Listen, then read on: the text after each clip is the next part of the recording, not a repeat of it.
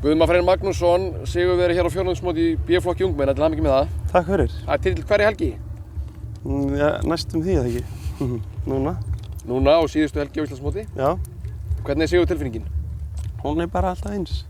Þetta breytist einhvern veginn ekki neitt. Það er bara annar dagur morgun og gefa hestunum að borða og drekka. Gæðingakeppni, hvernig líka er það? Mér finnst þetta skemmtilegt. Já. Ég allavega, þetta er fagnaðarefni að fara að ríða stórmót í gæðingakeppni aftur.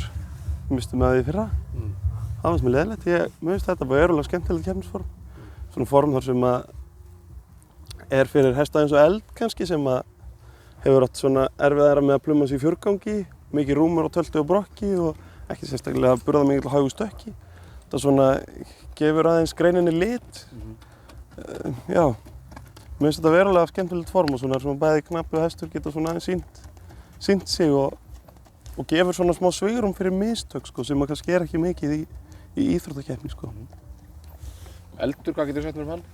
Þetta er 9 vetra flugrúmur gæðingur undan Óskasteini og Fengsdóttur frá Íbisóli sem hét Von frá Íbisóli. Er allar landaregnir og öll hesthús fulla gæðingum á Íbisóli? Hvernig er þetta eiginlega? Ég bara veit ekki alveg hvernig ég á að svara þessu. Það er svolítið til á góðum hestum, finnst mér. Þetta hefur gengið vel í ykkur hérna á mótinu, ykkur feðgum og ykkar fólki. Já. Sem hestar er að sanna sig og þá hvort sem er í gæðingakeppni og íþróttakeppni. Það hlýtur að vera fagnaðarefni líka. Takk fyrir. Já, þetta auðvitað var gaman að koma hérna með ræktunarbú og standa uppi sem sigurvegari hérna. Við komum með 10 hesta. Auðvitað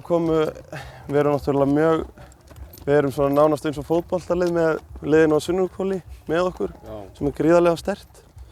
Og höfum gott lið með okkur, Sigurlinn og systir mín og Sigurður og Rýp. Það er fólk sem stendur með okkur í öllu, dags sem nætur. Og já, það eru fleiri en bara við sem komum að þessu, sko. Stór fjölskyldan? Já, þetta er stór fjölskylda og vinir sem aðstoða við þetta.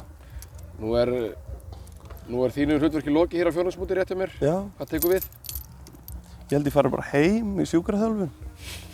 Koma fætinum í lag? Já. Guðmar, til hamingju með sigurinn. Gangi þér vel áfram í sumar. Takk fyrir.